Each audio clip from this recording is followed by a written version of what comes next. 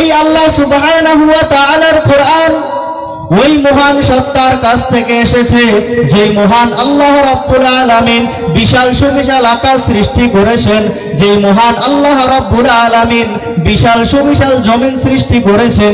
এই মহান আল্লাহ রাব্বুল আলামিনের পক্ষ থেকে কোরআন পৃথিবীর জমিনে এসেছে।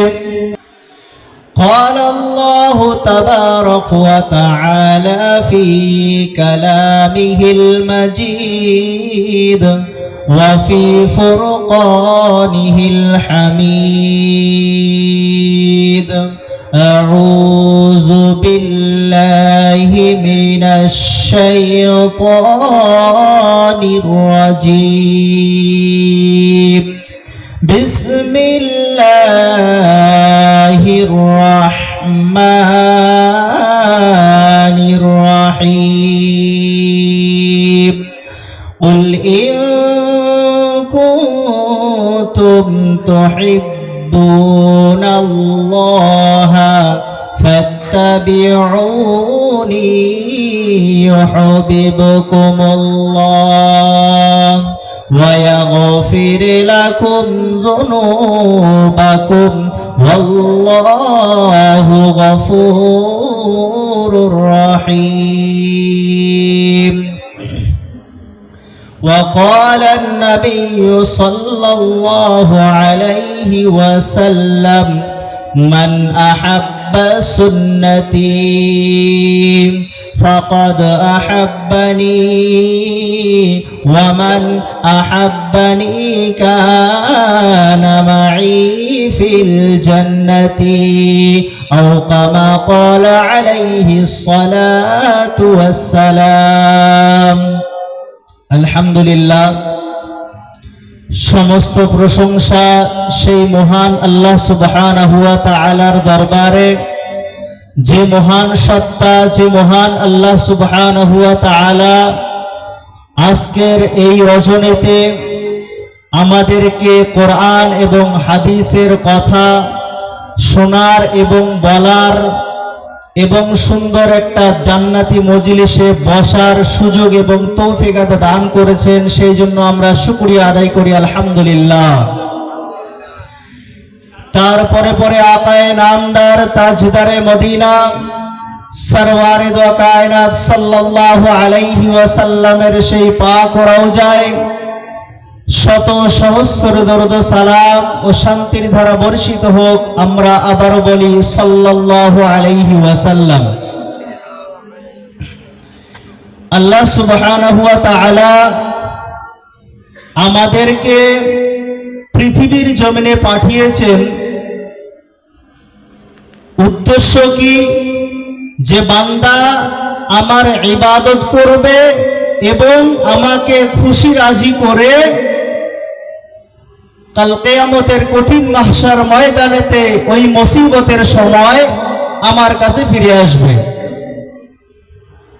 আর পৃথিবীর জমিনে যদি আমরা এসে আল্লাহ সুবহানাহু ওয়া তাআলাকে ভুলে থাকি, কোরআন এবং হাদিস থেকে দূরে থাকি, তাহলে আমরা আখিরাতের জমিনে ভাগ্যবান হতে পারবো না।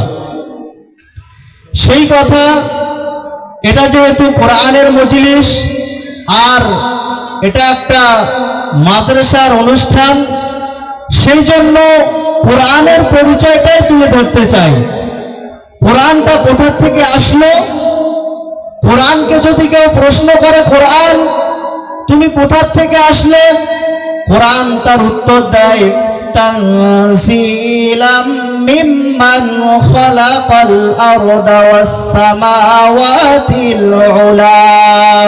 এই আল্লাহ সুবহানাহু ওয়া তাআলার কোরআন ওই মহান সত্তার কাছ থেকে এসেছে যে মহান আল্লাহ রাব্বুল আলামিন বিশাল সুবিশাল আকাশ সৃষ্টি করেছেন, যে মহান আল্লাহ রাব্বুল আলামিন বিশাল সুবিশাল জমিন সৃষ্টি করেছেন। এই মহান আল্লাহ রাব্বুল আলামিনের পক্ষ থেকে কোরআন পৃথিবীর জমিনে এসেছে। ও কোরআন, তুমি পৃথিবীর জমিনে আসার আগে কোথায় ছিলে? কোরআন বলছেন বাল হুয়া কুরআনুম মাজিদুন ফি লাউহিম মাহফুজ। আমি সুসুরক্ষিত জায়গা পৃথিবীর জমিনে আসার আগে আমি আল্লাহ সুবহানাহু ওয়া তাআলার হুকুমে লাউহে মাহফুজে ছিলাম। তো আল্লাহ সুবহানাহু ওয়া তাআলার হুকুমে কোরআন পৃথিবীর জমিনে আসলো। সেই কোরআন যদি আমরা আঁকড়ে ধরি, সেই কোরআন মুহাম্মদ সাল্লাল্লাহু আলাইহি ওয়াসাল্লামের ওসিলা করে আমরা পৃথিবীর জমিনে পেয়েছি। ওই কোরআন যদি আমরা আজকে আঁকড়ে ধরার চেষ্টা করি, ওই কোরআনের অন্তরে, ওই কোরআনের মহাব্বত যদি আমরা অন্তরের মধ্যে গেঁথে নেই, ওই কোরআন পৃথিবীর জমিনে আমাদের মহাব্বত যদি কোরআনের থাকে, কাল কিয়ামতের কঠিন মাহশার ময়দানেতে ওই মুসিবতের সময় ইয়াউমা ইয়াফিরুল মারউ মিন আখিহি ওয়া উম্মিহি ওয়া আবি ওয়া সাহিবাতিহি ওয়া বানি, যেই দিন ছেলে, যেই দিন ভাই ভাইকে পরিচয় দেবে না, বাবা মাকে কেউ পরিচয় দেবে না, সেই দিন আত্মীয় স্বজন কেউ কাউকে পরিচয় দেবে না। সেই কঠিন মুসিবতের সময় যদি কোরআনের মহাব্বত অন্তরের মধ্যে থাকে, কাল কিয়ামতের সেই কবরের বাড়িতে আমরা সেই আশ্রয় পেয়ে যাব। ইজা উজিয়াল মাইয়িতু ফি কবরিহি জাআল কুরআনু ইনদা রাসিহি। আল্লাহ নবী সাল্লাল্লাহু আলাইহি ওয়াসাল্লাম বললেন, ইজা উজিয়াল মাইয়িতু ফি কবরিহি জাআল কুরআনু ইনদা রাসিহি। যখন মাইয়িতকে কবরে রাখা হয়, কোরআন তার পায়ের দিকে চলে আসে। আমরা জানি যখন কবরবাসী হয়ে যাব, কবরের মধ্যে আমাদের প্রত্যেকেই যেতে হবে। মৃত্যু আমাদের প্রত্যেকের অনিবার্য, মৃত্যু আমাদের প্রত্যেকের অনিবার্য। কবরের মধ্যে যাইতে হবে। কবরের প্রশ্ন থেকে বেঁচে থাকার জন্য আমাদের পদ্ধতি আল্লাহ নবী সাল্লাল্লাহু আলাইহি ওয়াসাল্লাম দিয়েছেন। ইজা উজিয়াল মাইয়িতু ফি কবরিহি, যখন মাইয়িতকে কবরে রাখা হয়, জাআল কুরআনু ইনদা রাসিহি, ফেরেশতা আসবে প্রশ্ন করার জন্য, মান রাব্বুকা মান নাবিয়ুকা মা দীনুকা। এই প্রশ্নের উত্তর মুহাম্মদ সাল্লাল্লাহু আলাইহি ওয়াসাল্লামের মহব্বত যদি অন্তরের মধ্যে থাকে, আল্লাহ রাব্বুল আলামিনের ভয় যদি অন্তরের মধ্যে থাকে, তাহলে ওই বান্দার মুখ দিয়ে সেই প্রশ্নের উত্তর বেরাবে। আর যদি মুহাম্মদ সাল্লাল্লাহু আলাইহি ওয়াসাল্লামের ভালোবাসা অন্তরের মধ্যে না থাকে, আল্লাহ সুবহানাহু ওয়া তাআলার ভালোবাসা অন্তরের মধ্যে না থাকে, তাহলে এর উত্তর মুখ দিয়ে বেরোবে না। সেই জন্যই বলছে কোরআনের মহব্বত অন্তরে আনতে হবে। কেমন? ইজা উজিয়াল মাইয়িতু ফি কবরিহি জাআল কুরআনু ইনদা রাসিহি, যখন মাথার দিক থেকে ফেরেশতা প্রশ্ন করার জন্য আসবে, জাআল কুরআনু ইনদা রাসিহি, কোরআন দাঁড়িয়ে বলবে, হে ফেরেশতা, এই বান্দা পবিত্র ছিল, এই বান্দার কাছে যাওয়া চলবে না। এই বান্দা, আমি আল্লাহর কোরআন পৃথিবীর জমিনে, এই আমি আল্লাহর বান্দা, আমি আল্লাহর কোরআনকে ভালোবেসেছিল, এই বান্দার কাছে যাওয়া চলবে না। ওয়াসসালাতু ওয়া ইয়ামিনিহি, যখন ডান পাশে আসবে ফেরেশতা প্রশ্ন করার জন্য, তখন নামাজ দাঁড়িয়ে যাবে। ওয়াসসালাতু ওয়া ইয়ামিনিহি, এই বান্দার কাছে প্রশ্ন করার জন্য আসা চলবে না। এই বান্দা পৃথিবীর জমিনে আমি আল্লাহ রাব্বুল আলামিনের সালাত, আমি আল্লাহ সুবহানাহু ওয়া তাআলার হুকুম, আমি আল্লাহ সুবহানাহু ওয়া তাআলার প্রধান হুকুম নামাজ আঁকড়ে ধরেছিল। অর্থাৎ এই বান্দার কাছে প্রশ্ন করার জন্য যাওয়া চলবে না। ওয়াসসালাতু ওয়া ইয়ামিনিহি ওয়াসসিয়ামু আন শিমালিহি, পৃথিবীর জমিনে যদি বান্দা আঁকড়ে ধরে রোজা, পৃথিবীর জমিনে যদি বান্দা 30টা রোজা রাখে, পৃথিবীর জমিনে যদি বান্দার রোজার উপর মহাব্বত থাকে, তাহলে বাও দিক থেকে যখন ফেরেশতা প্রশ্ন করার জন্য আসবে, তখন রোজা দাঁড়িয়ে যাবে। এই বান্দার কাছে প্রশ্ন করার জন্য যাওয়া চলবে না। এই বান্দা পৃথিবীর জমিনে আমি আল্লাহ সুবহানাহু ওয়া তাআলার ফরজ হুকুম, আমি আল্লাহ সুবহানাহু ওয়া তাআলার প্রধান হুকুম ফরজ আঁকড়ে ধরেছিল। অর্থাৎ এই বান্দার কাছে আমি প্রশ্ন করার জন্য যেতে দেব না। ওয়াসাইরিল হাসানাতি ইনদা রিজলাইহি, যখন মাথার দিক দিয়ে ফেরেশতা আসবে প্রশ্ন করার জন্য, কোরআন দাঁড়িয়ে যাবে। ডান দিক থেকে আসবে নামাজ দাঁড়িয়ে যাবে, বাঁ দিক থেকে আসবে রোজা দাঁড়িয়ে যাবে। আর পায়ের দিকে খালি ওয়াসাইরিল হাসানাতি ইনদা রিজলাইহি, যাবতীয় নেক আমল যদি করে থাকেন, যাবতীয় নেক আমল, আত্মীয় স্বজনের সঙ্গে ভালো ব্যবহার করার আমল, নফলি ইবাদত, না তাহাজ্জুদ করেছেন, নফল ইবাদত করেছেন, দান সদকা করেছেন, এই প্রত্যেকটা ইবাদত জারি থাকবে। কিসের জন্য? নফলি ইবাদত। পায়ের দিকে যখন ফেরেশতা আসবে প্রশ্ন করার জন্য, তখন এই নফলি ইবাদত আমাদের কাজে আসবে। তাহলে আমরা যদি প্রকৃত মুসলমান হই, প্রকৃত ইমানদার হই, তাহলে প্রকৃত ইমানদারের মধ্যে এই কয়টা জিনিস অবশ্যই থাকবে। নফলি ইবাদত, আমরা নফল নামাজ প্রত্যেকটা মানুষই পড়ব। আর ইমান যেহেতু আছে, রমজান মাসে রোজা অবশ্যই রাখবো। নামাজ তো বাদ দিলেই চলবে না। নামাজ আউয়ালু মা ইউহাসাবু বিহিল আবদু ইয়াউমাল কিয়ামাতিস সালাহ। কিয়ামতের দিন যতগুলো হিসাব নেওয়া হবে, যতগুলো আমলের হিসাব নেওয়া হবে, সর্বপ্রথম নামাজের হিসাব নেওয়া হবে। ফাইন সলুহাত সলুহা সাইরু আমাল।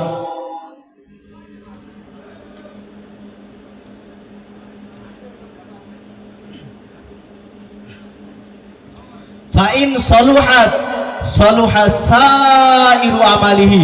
যদি আমাদের নামাজের হিসাব ঠিক হয়ে যায়, প্রত্যেকটা হিসাব আমাদের ঠিক হয়ে যাবে। ওয়াইন ফাসাদাত ফাসাদা সাইরু আমালিহি। আর যদি নামাজের হিসাবের মধ্যে গরমিল লেগে যায়, প্রত্যেকটা আমলের মধ্যে গরমিল লেগে যাবে। তাহলে আমরা বর্তমান সমাজে একটা হাদিস তুলে ধরি, যেটা আমাদের সমাজের মধ্যে বর্তমান চলে। সেটা কি? নামাজ তো মাঝে মাঝে পড়ি, মাঝে মাঝে ছেড়ে দেই। রমজান মাসেও মাঝে মাঝে রোজা রাখি, কিন্তু কেউ কেউ ছেড়ে দেই। নফলি ইবাদতও করি, কিন্তু খুবই কম। তাহলে এর মধ্যে যদি যেই কারণে আমাদের জন্য জান্নাত হারাম করে দিয়েছেন আল্লাহ সুবহানাহু ওয়া তাআলা, সেই কারণগুলো জানার দরকার আছে কি নাই? সালাসাতুন ক্বাদ হারামাল্লাহু আলাইহিমুল জান্নাহ মুদমিনুল খামরি ওয়াল আকু ওয়াদ দাইয়ুসু। সহিহ হাদিস, শুনে রাখবেন। আমল করবেন, নাজাত পাবেন কিয়ামতের দিন। দুনিয়ার মধ্যে যদি আমরা নামাজ পড়ি, দুনিয়ার কোনো মানুষ সওয়াব দেবে না। আখিরাতের জমিনে সেটা লেখা থাকবে। আল্লাহ সুবহানাহু ওয়া তাআলার দরবারে যখন আমরা চলে যাব, তখন সেটার আমরা আমলনামা পেয়ে যাব। এই কথা আল্লাহ তাআলা কোরআনে বলেছেন, আফা হাসিবতুম আফা হাসিবতুম আন্নামা খালাকনাকুম আবাসা ওয়া আন্নাকুম ইলাইনা লা তুরজাউন। ও পৃথিবীর মানুষ, তোমরা কি মনে করেছো তোমাদের কি আমি খেলতামাশার জন্য তৈরি করলাম? তোমাদের কি আমি খেলতামাশার জন্য সৃষ্টি করেছি? ওয়া ইন্নাকুম আলাইনা লা তুরজাউন। তোমাদের কি আমার কাছে আর ফিরে আসতে হবে না? আমাদের ধারণা কি আল্লাহর কাছে ফিরে যেতে হবে কি হবে না? কুল্লু নাফসিন যায়িকাতুল মাউত। প্রত্যেকটা মানুষকে মৃত্যুর স্বাদ গ্রহণ করতেই হবে। মৃত্যুর স্বাদ গ্রহণ করা মানে আল্লাহ সুবহানাহু ওয়া তাআলার ডাকে সাড়া দিয়ে আখিরাতের দরজায় যাওয়া। আর আখিরাতের মঞ্জিলটা ঠিক প্রত্যেকটা মানুষের মনের ধারণা, প্রত্যেকটা মানুষের মনের বাসনা, প্রত্যেকটা মানুষের আশা তামান্না যে কিয়ামতের দিন অর্থাৎ মরণের পরে যাতে আমার জান্নাত হয়। হয়তো সকলেই জান্নাতের আশা করি, তাহলে পৃথিবীর জমিনে কিছু কিছু মানুষ আছে যাদের জন্য জান্নাত হারাম, যাদের জন্য জান্নাত হারাম।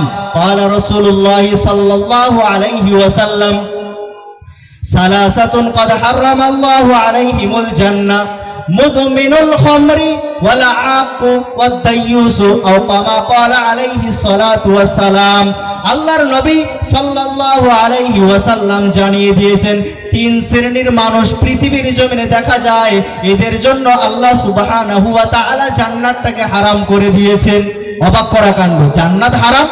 আল্লাহ তাআলা জান্নাত বানিয়েছেন, আমরা ইবাদত করে জান্নাতে যাব, আমাদের জন্য জান্নাত হারাম। সেখানে পার্থক্য করে দিয়েছেন কি? ওই মানুষগুলোর জন্য জান্নাত হারাম মুদমিনুল খামরি। এক নাম্বার, যেই ব্যক্তি নিয়মিত মদ পান করে, নেশাখোর অবস্থা। যেই ব্যক্তি মদ পান করে, নেশা অবস্থায় থাকে, নেশা করে, নেশাযুক্ত, কুল্লু মুস্কিরিন হারামুন। প্রত্যেকটা নেশাযুক্ত কাজ, নেশাযুক্ত খাবার হারাম, সেটা আল্লাহর রাস্তে ছেড়ে দেবেন। দুই নাম্বার, ওয়াল আকু, পিতা মাতার অবাধ্য সন্তান।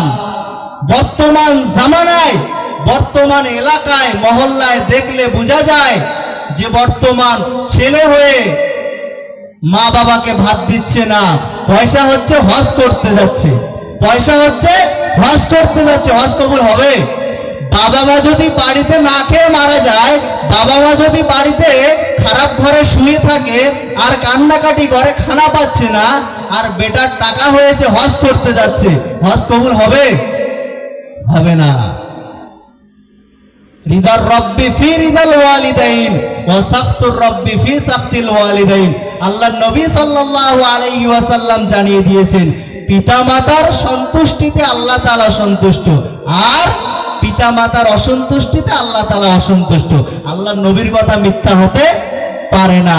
তাহলে পিতামাতাকে আগে সন্তুষ্ট রাখতে হবে, আর না হলে জাহান্নামে যেতে হবে। কার কথা?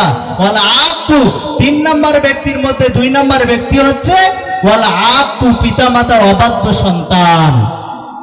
যেই ব্যক্তি পিতামাতাকে ভালো চোখে তাকায় না, অথচ বাইরে গিয়ে মানুষের সঙ্গে খুব মেলামেশা, অর্থাৎ নিজের বাড়িতে বাম্মার সঙ্গে ভালো কথাবার্তা বলে না, আর বাইরে গেলে একদম ঠিক। 2 নম্বর। 3 নম্বর ওয়াদ দাইয়ুস, দাইয়ুসের জন্য জান্নাত হারাম। দাইয়ুসের জন্য জান্নাত হারাম। দাইয়ুস কাদেরকে বলা হয়? দাইয়ুস কাদেরকে বলা হয়? যেই ব্যক্তির বাড়িতে টিভি চলে, যেই ব্যক্তির বাড়িতে নাচ গান চলে, যেই ব্যক্তির মেয়ে বেপর্দায় চলে, যেই ব্যক্তির স্ত্রী বেপর্দায় চলে, যেই ব্যক্তির এলাকায় মানুষ বেপর্দায় ঘোরাঘুরি করে, সে নিজে মানা করার শক্তি থাকা সত্ত্বেও সে স্বীকৃতি দেয় না। মানা করার শক্তি থাকা সত্ত্বেও সে মানা করে না, ওই ব্যক্তিকে বলা হয় দাইয়ুস। ওই ব্যক্তি যত ইবাদত করুক না কেন, তার মেয়ে যদি বেপর্দায় চলে, আর মেয়ে যদি বেপর্দায় চলে, বাবা হয়ে ওই শক্তি থাকবে কি থাকবে না মানা করার? কিন্তু বর্তমান জামানায় মানা করে না, বর্তমান জামানায় মানা করে না। বর্তমানে তার স্ত্রী বেপর্দায় চলে, সে উদাসীন, জানা সত্ত্বেও অজানার ভান করে চলে। তার স্ত্রী জীবনে মাথায় কাপড় দেয় না, সে স্বামী হয়ে সে মানা করার শক্তি থাকা সত্ত্বেও মানা করে না। ওই ব্যক্তিকে বলা হয় দাইয়ুস। ওই ব্যক্তির নামাজও কবুল হবে না, আর ওই ব্যক্তির জন্য জান্নাতটাকে হারাম করে দিয়েছে কে? আল্লাহ সুবহানাহু ওয়া তাআলা। আল্লাহ তাআলা জান্নাত হারাম করে দিয়েছেন এই 3 শ্রেণীর ব্যক্তির মধ্যে। আমাদের মধ্যে যদি এই সিফাতগুলো থেকে থাকে, ছেড়ে দেব ইনশাআল্লাহ। আমাদের মধ্যে যদি এই সিফাতগুলো থেকে থাকে, ইনশাআল্লাহ ছেড়ে দেব। ভালোটা সর্বসময় চেষ্টা করবেন, ভালোটা ভালো করার চেষ্টা করবেন, ভালোটা বোঝার চেষ্টা করবেন, ভালোটা সর্বসময় মেনটেন করে চলতে হবে। আল্লাহর নবী সাল্লাল্লাহু আলাইহি ওয়াসাল্লাম, এটা মাদ্রাসার জলসা। মাদ্রাসায় আমরা মেয়েদেরকে পড়াতে চাই না, ছেলেদেরকে পড়াতে চাই না। কেন? এদের বেতন কম, চাকরি হবে না, টাকা কম। আরে পৃথিবীটা তো 2 দিনের জিন্দেগি, ক্ষণস্থায়ী জিন্দেগি, আর আখিরাতটা চিরস্থায়ী জিন্দেগি। খালিদিনা ফিহা আবাদা, সেই জিন্দেগি শেষ হবে না। মান ক্বারাআল কুরআনা ওয়া আমিলা বিমা ফিহি উলবিসা ওয়ালিদাহু তাজাই ইয়াউমাল কিয়ামা। মান ক্বারাআল কুরআনা, ভালো করে শুনবেন, মান ক্বারাআল কুরআনা, যে ব্যক্তি কোরআন তেলাওয়াত করে, ওয়া আমিলা বিমা ফিহি, এবং সেই কোরআনের উপর আমল করে, উলবিসা ওয়ালিদাহু তাজাই ইয়াউমাল কিয়ামা, তার পিতামাতাকে কিয়ামতের দিন নূরের তাজ পরিধান করানো হবে। সুবহানাল্লাহ। তাহলে একটা জিনিস আল্লাহ নবী সাল্লাল্লাহু আলাইহি ওয়াসাল্লাম ওই হাদিসের মধ্যে বলছেন যে যেই ব্যক্তি কোরআন তেলাওয়াত করবে এবং আমল করবে, তার পিতামাতার মাথার মধ্যে নূরের তাজ পরিধান করানো হবে কিয়ামতের দিন, ওই কঠিন মাহশার ময়দানেতে। তাহলে যেই ব্যক্তি পড়লো, যেই ব্যক্তি তেলাওয়াত করলো, যেই ব্যক্তি আমল করলো, তার পিতামাতাকে নূরের তাজ পরিধান করা হবে, তাহলে তার নিজের কি সম্মানটা আল্লাহ তাআলা দিবেন। মান ক্বারাআল কুরআনা ফাস্তাযহারাহু ফাহাল্লা হালালাহু ওয়া হারামা হারামাহু আদখালাহুল্লাহুল জান্নাহ। কত বড় হাদিস! আল্লাহ নবী সাল্লাল্লাহু আলাইহি ওয়াসাল্লাম বলছেন, মান ক্বারাআল কুরআনা, যে ব্যক্তি কোরআন পড়লো, যে ব্যক্তি কোরআন পাঠ করে, মান ক্বারাআল কুরআনা ফাস্তাযহারাহু, মুখস্থ করে, ফাহাল্লা হালালাহু, এবং কোরআনের মধ্যে আল্লাহ সুবহানাহু ওয়া তাআলা যেটাকে হালাল বলেছে সেটাকে আঁকড়ে ধরবে, ওয়া হারামা হারামাহু, এবং যেটাকে হারাম বলা হয়েছে সেটাকে ছেড়ে দেবে, বর্জন করবে, আদখালাহুল্লাহুল জান্নাহ, ওই ব্যক্তি কোথায় দাখিল হবে? জান্নাতে আল্লাহ সুবহানাহু ওয়া তাআলা তাকে দাখিল করাবেন। ওয়াশাফাহু ফি আশারাতিম মিন আহলি বাইতিহি কুল্লুহুম ক্বাদ ওয়াজাবাত লাহুমুন নার। শুধু তাই নয়, যে ব্যক্তি আমল করবে সে নিজে জান্নাতে যাবে তো যাবে, তার ফজিলতটা কি বয়ান করছে? ওয়াশাফাহু, সে সুপারিশ করবে, ওয়াশাফাহু ফি আশারাতিম মিন আহলি বাইতিহি, তার পরিবারের মধ্য থেকে এমন 10 জন ব্যক্তির জন্য কিয়ামতের দিন সুপারিশ করে জান্নাতে নিয়ে যাবে যাদের জন্য জাহান্নাম অবধারিত হয়ে গিয়েছে, যাদের জন্য জাহান্নাম ওয়াজিব হয়ে গিয়েছে। একটা পরিবারের মধ্যে কতগুলো মানুষ থাকে? একটা পরিবারের মধ্যে কতগুলো মানুষ থাকে? সেই পরিবারের মধ্যে থেকে 10 জন বাছাই করে সে জান্নাতে নিয়ে যেতে পারবে। ওই 10 জনের উপরে যদি জাহান্নাম ওয়াজিবও হয়ে যায়, তারপরে ওই ব্যক্তির সুপারিশের কারণে আল্লাহ সুবহানাহু ওয়া তাআলা তাকে জান্নাত দান করবেন। বলে সুবহানাল্লাহ। তাহলে একটা হাফিজে কোরআনের কত বড় মর্যাদা, একটা হাফিজে কোরআনের কত বড় মর্যাদা। আজকে আমরা হাফিজ বানাতে চাচ্ছি না, আজকে আমাদের মেয়েদেরকে মাদ্রাসায় দিতে চাই না, ছেলেদেরকে মাদ্রাসায় পড়াতে চাই না।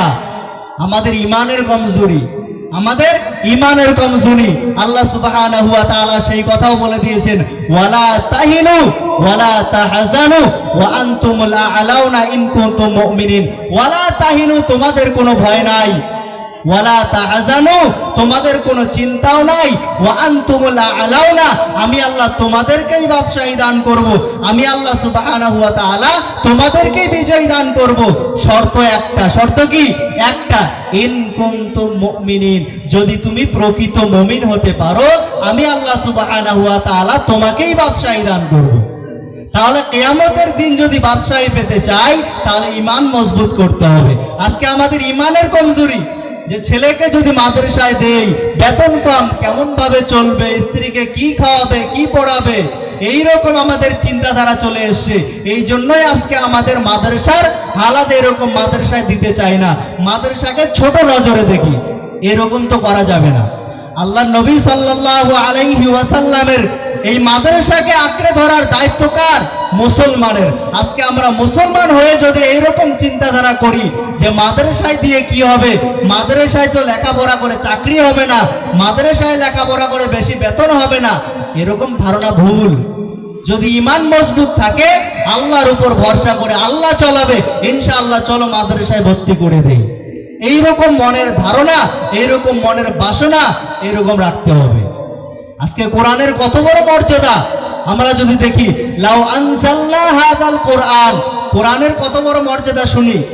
লাউ আনজালনা হাদাল কোরআনা আলা জাবালিন, পৃথিবীর মধ্যে সবথেকে বড় জিনিস কি? পাহাড়।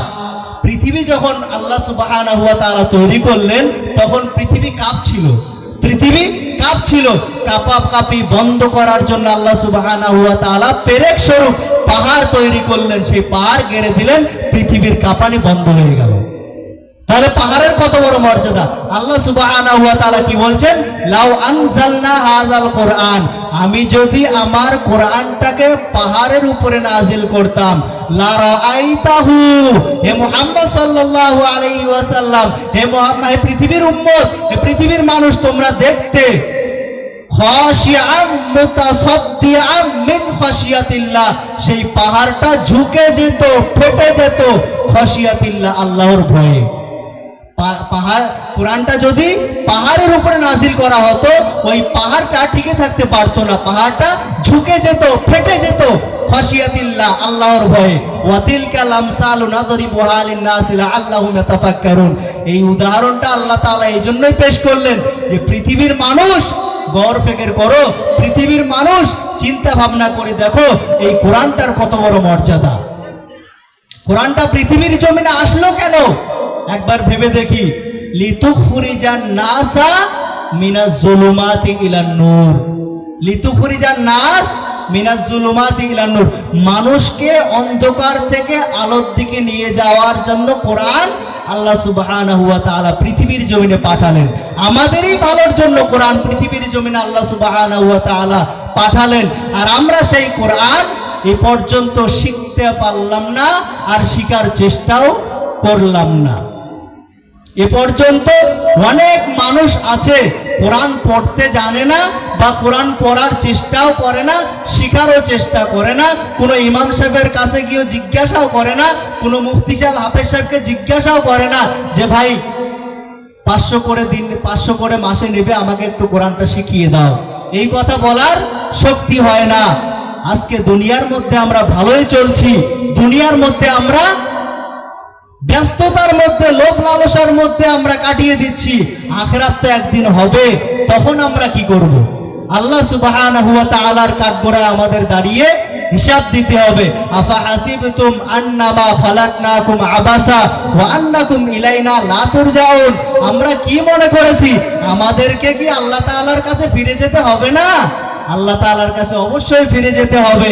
আর আল্লাহ সুবহানাহু ওয়া তাআলা আমাদেরকে যেই কোরআন দিয়েছেন, যেই হাদিস দিয়েছেন, আল্লাহর নবী যখন চলে যাচ্ছেন তখন বলে গিয়েছেন যে 2টা জিনিস আমি রেখে দিচ্ছি, এই 2টা জিনিস তোমরা যদি আঁকড়ে ধরো তাহলে কিয়ামতের দিন আমার সুপারিশ পাবে। আর যদি আঁকড়ে ধরতে না পারেন তাহলে আমার সুপারিশ কেমন করে পাবেন? একটা কোরআন, একটা হাদিস। হাদিসটা তো শিখা খুব কঠিন, কোরআনটা তো শিখা খুব সহজ, তাই না? কোরআনটা যার তার কাছে শিখা যায়। হাদিসের যদি ইবারত শিখতে যাই তাহলে একটু সময় লাগতে পারে। কমসে কম বাংলা ইবারত, বাংলা অনুবাদ করে দেখি যে আল্লাহর নবী সাল্লাল্লাহু আলাইহি ওয়াসাল্লাম হাদিসের মধ্যে আমাদের কি জানাতে চাচ্ছেন, কি বলতে চাচ্ছেন। এই শিক্ষাটা আমাদের কবে আসবে? আল্লাহ সুবহানাহু ওয়া তাআলা আমাদেরকে কোরআন দিলেন, সেই কোরআনের মধ্যে কি লেখা আছে একবারও কি পড়ার তৌফিক হবে না আমাদের? একবারও কি দেখার চেষ্টা করব না? অনেকেই আছে কোরআন ওই উপরে টাঙা আছে, ওখানেই আছে, বাস এতটুকু জানি যে কোরআন ওই ঘরের মধ্যে আছে, একবারও খুলে দেখার চেষ্টা করলাম না। এইরকম হালাত যদি থাকে, এইরকম হালাত যেতে যেতে যেতে যেতে একদিন না একদিন কবরের মুখ আল্লাহ সুবহানাহু ওয়া তাআলার ডাকে সাড়া দিয়ে যেতে হবে। সেই দিন আল্লাহ তাআলার কাঠগড়ায় দাঁড়িয়ে আমি কি হিসাব দেব? সেই হিসাবটা আমাদের পৃথিবীর জমিনে জোগাড় করে যেতে হবে। আর না হলে সেখানে গিয়ে আল্লাহ সুবহানাহু ওয়া তাআলার কাঠগড়ায় ওখানে যদি জাহান্নাম ফয়সালা হয়ে যায় তখন আমরা কি জবাব দেব? তখন আমরা কি জবাব দেব? আল্লাহ সুবহানাহু ওয়া তাআলা কোরআনে কারীমের মধ্যে বলছেন জাহান্নামীরা যখন জাহান্নামে যাবে 3টা জিনিস আল্লাহ সুবহানাহু ওয়া তাআলার কাছে আবদার করবে। কি জানেন? জাহান্নামীরা যখন জাহান্নামের মধ্যে, আগুনের মধ্যে হাবুডুবু খাবে তখন আল্লাহ তাআলার কাছে সুপারিশ করবে, আল্লাহ আমি আর পাচ্ছি না, আমাকে মৃত্যু দিয়ে দেন, আমি আর এই আগুন সহ্য করতে পারছি না। আল্লাহ তাআলা বলবেন নারে নাফরমান লা ইয়ামুতু ফিহা, জাহান্নামের মধ্যে কোনো মৃত্যু নাই, জাহান্নামের মধ্যে কোনো মৃত্যু নাই। তারপরে জাহান্নামী বলবে, আল্লাহ যেহেতু মৃত্যু নাই তাহলে আমার আযাবটা একটু হালকা করে দেন, আমি আর সহ্য করতে পারছি না, আমার আযাবটা একটু হালকা করে দেন। আল্লাহ তাআলা কোরআনে বলছেন লা ইখাফফু মিন আযাবিহা, কিঞ্চিত পরিমাণও আযাব কমানো হবে না, কিঞ্চিত পরিমাণও আযাব কমানো হবে না। তখন জাহান্নামী বলবে, আল্লাহ যেহেতু মৃত্যু আসবে না, আযাবও হালকা হবে না, তাহলে আর একবার আমাকে দুনিয়ায় ফিরে যেতে দেন, আর এইবার আপনার ইবাদত ছাড়া আর কিচ্ছু করব না।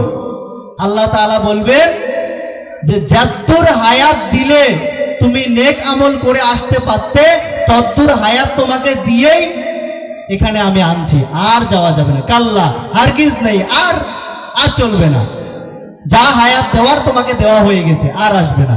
তাহলে আমরা চিন্তা করি কিয়ামতের দিন যদি জাহান্নাম ফয়সালা হয়ে যায় তখন আমাদের আফসোসের কোনো সীমা থাকবে না।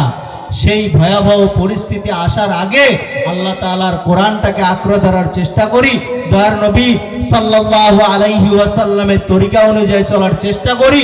আল্লাহ সুবহানাহু ওয়া তাআলা আমাদের সকলকে শোনার থেকে বলার থেকে বুঝে তার উপর বেশি বেশি করে আমল করার তৌফিক দান করুন। আমিন।